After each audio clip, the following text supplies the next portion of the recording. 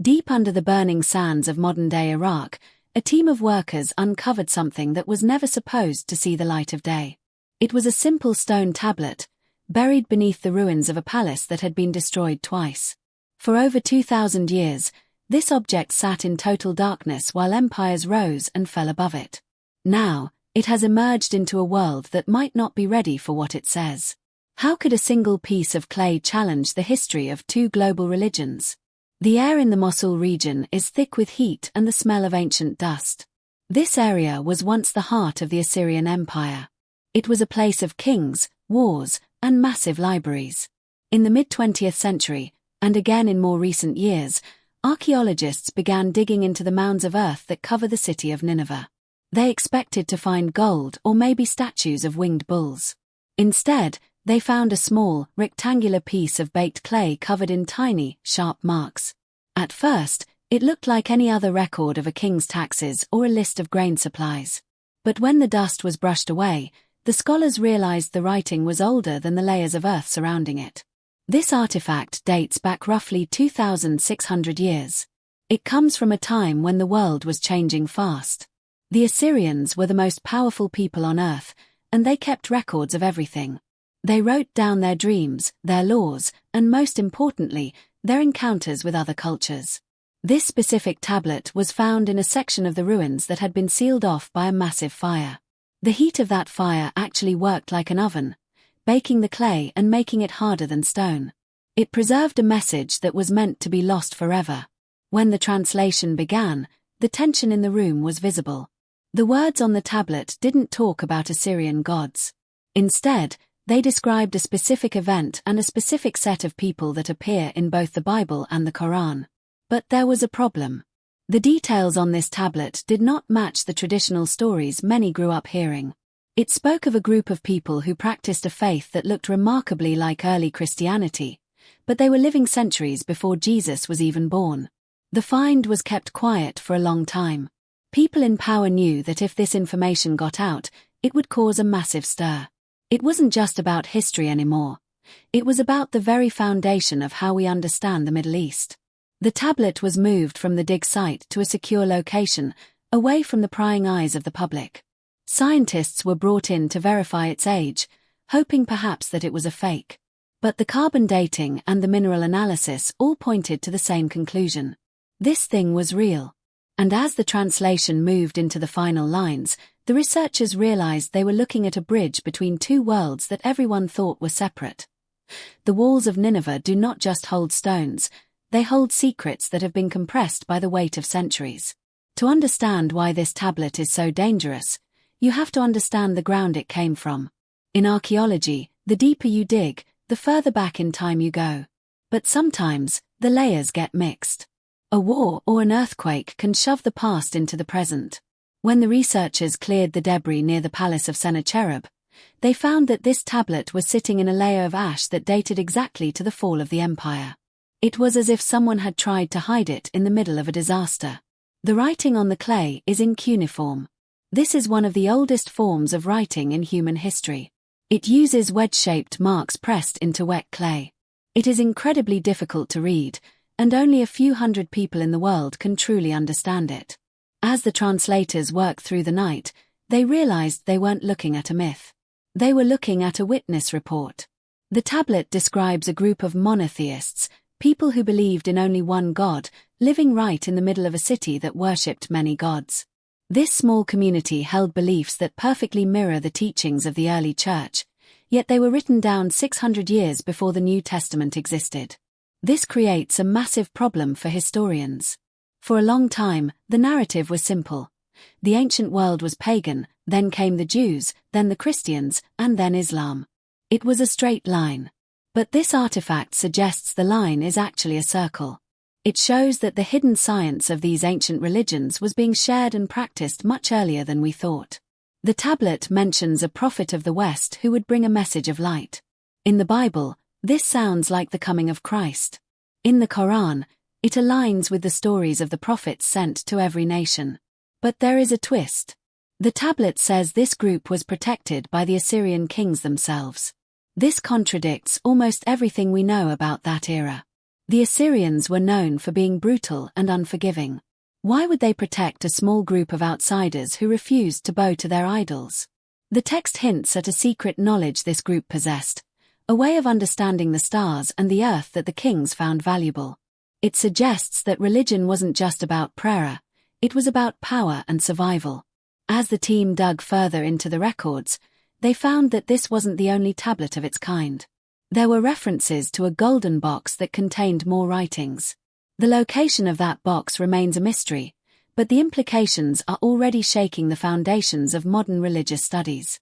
If these beliefs were already established and documented 2,600 years ago, then the history books in our schools are missing a massive chapter. The tension between what we believe and what the earth reveals is growing. If this story is opening your eyes, make sure to subscribe. Because what comes next changes everything.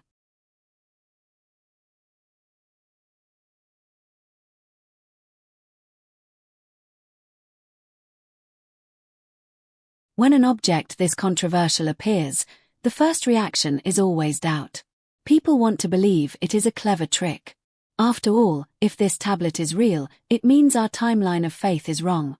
To settle the debate, the tablet was flown to a high-security lab in Europe. Scientists there didn't care about religion, they only cared about chemistry. They used a process called X-ray fluorescence to look at the atoms inside the clay. This allows them to see exactly where the mud came from. The results were undeniable.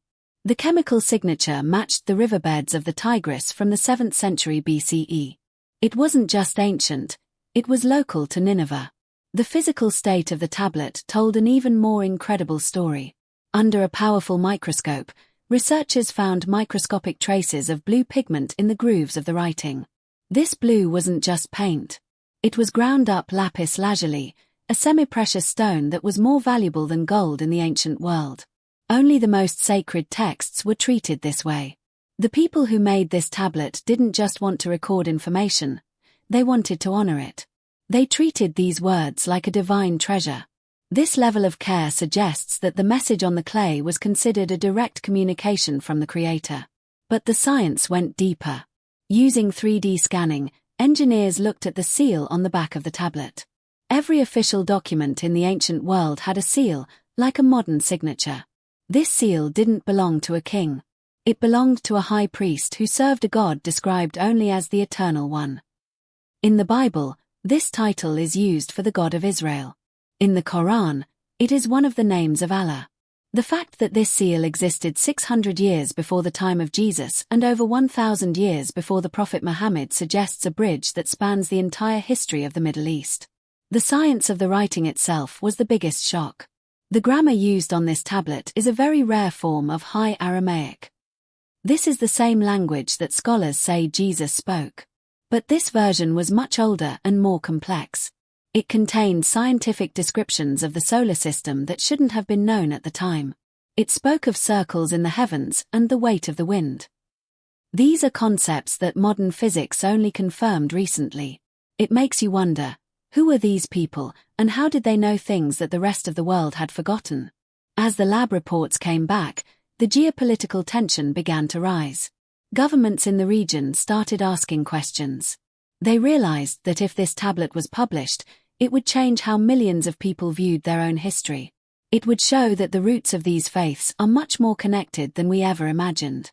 The scientists were told to keep their findings quiet for security reasons. But the data had already been copied. The truth was starting to leak out, and it pointed toward a discovery that was even bigger than the tablet itself. As the scientific reports began to circulate in high-level government offices, the mood changed from curiosity to concern. This wasn't just a museum piece anymore. It was a political landmine. The artifact was found in Iraq, a land that has seen more conflict in the last few decades than almost anywhere else on Earth. But the information on the tablet didn't just belong to Iraq.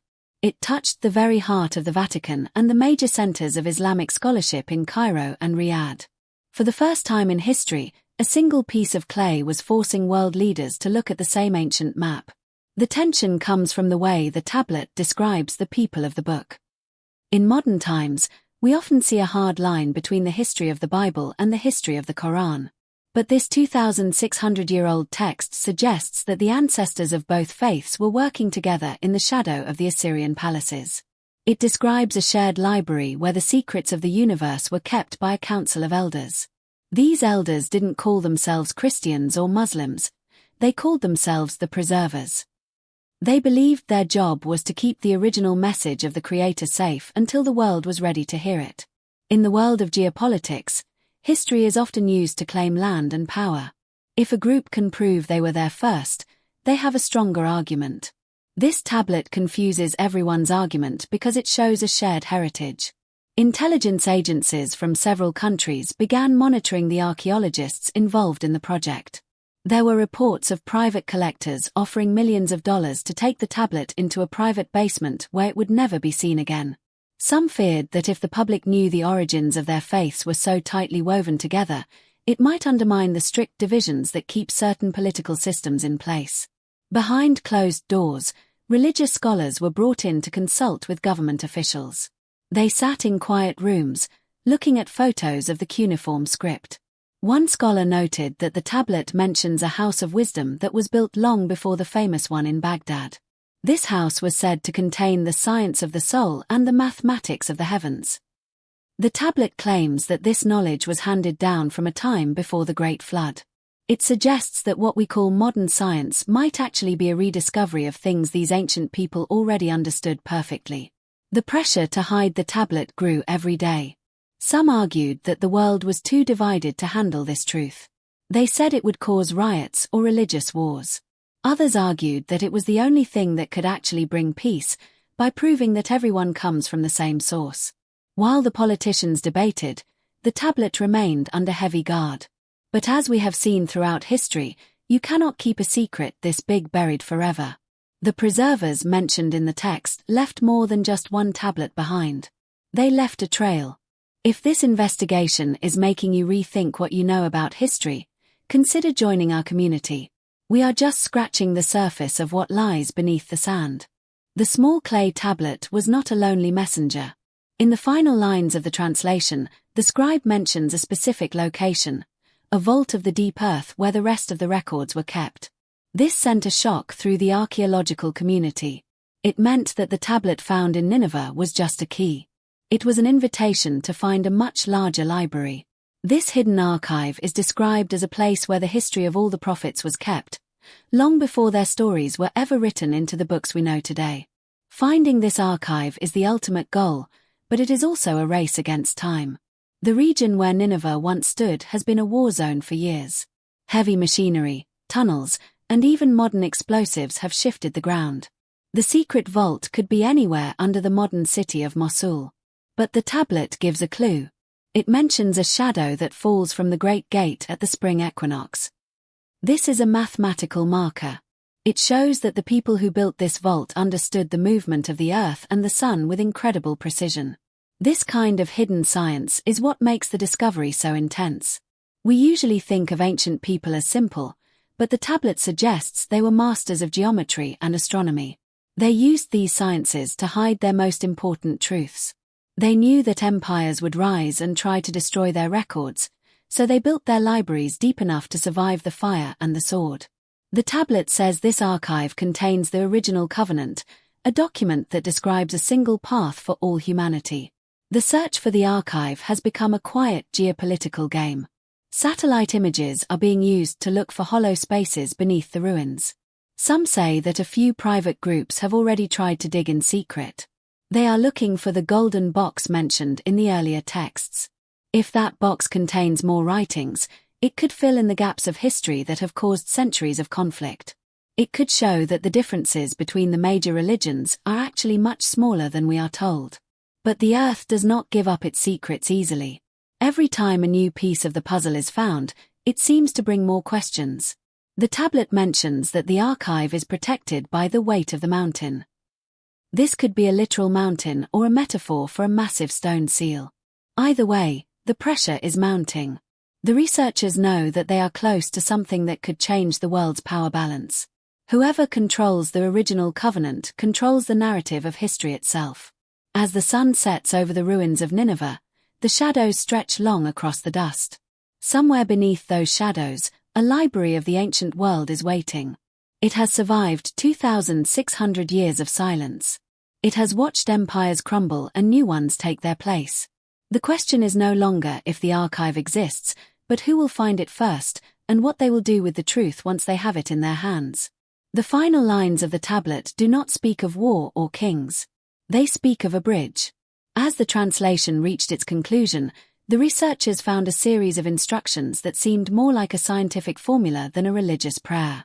It described a union of the three lights, a term that scholars now believe refers to the three great monotheistic traditions that would eventually dominate the world. The tablet claims that the message given to the ancient prophets was always meant to be a single, unified system of knowledge. This hidden science was designed to help humanity understand both the physical laws of the universe and the moral laws of the soul. This discovery changes everything we thought we knew about the origins of Islam and Christianity. For centuries, we have been taught that these faiths developed in isolation, often in opposition to one another. But the artifact from Nineveh tells a different story. It suggests that there was a common source text that existed long before the Bible was compiled or the Quran was revealed. This text was held by the Preservers, a group that operated in the shadows of the Assyrian Empire, keeping the ancient wisdom alive through centuries of chaos. They were the silent witnesses to history, waiting for a time when the world would be ready to understand that their roots were actually the same. The geopolitical implications of this are staggering. If the foundations of these global faiths are proven to be a shared heritage, the artificial borders and historical grudges that define the Middle East today lose their power. The tablet provides a new map of the past, one where cooperation was the original intent, and division was a later invention of men. This is why the artifact is so heavily guarded and why so few people have been allowed to see the full translation. It is a document that could potentially dismantle the clash of civilizations narrative that has fueled global politics for decades. It replaces a history of conflict with a history of connection. As we look at the 2,600-year-old clay, we are forced to confront a difficult reality. Much of what we call history is simply the version of events that survived the fire. But beneath the ash of Nineveh, a different truth was preserved. It tells us that the prophet of the West and the messenger of the East were talking about the same stars, the same God, and the same human destiny. The science of the seal and the chemistry of the clay have proven that this message is not a myth. It is a physical reality that has been waiting in the dark for over 2 millennia. The discovery of this artifact is a reminder that the Earth still holds secrets that can humble our modern world. We often think we are at the pinnacle of knowledge, but these ancient preservers might have understood the world better than we do. They knew that truth doesn't need to be loud to be powerful, it just needs to survive. Now that the tablet has been found, the silence is over. The question is no longer about what was buried in the sand, but about what we will do with the light it brings. Can we accept a history that unites us, or are we too attached to the stories that keep us apart? The artifact is here, the science is clear, and the past is speaking. It is a call to look beyond the labels and see the shared architecture of our faith and our future. If this one small tablet could stay hidden for 2,600 years, what else is waiting just a few feet beneath our feet? If you want to stay on the front lines of these discoveries, make sure you are with us for the next investigation. The truth is coming out, one layer at a time.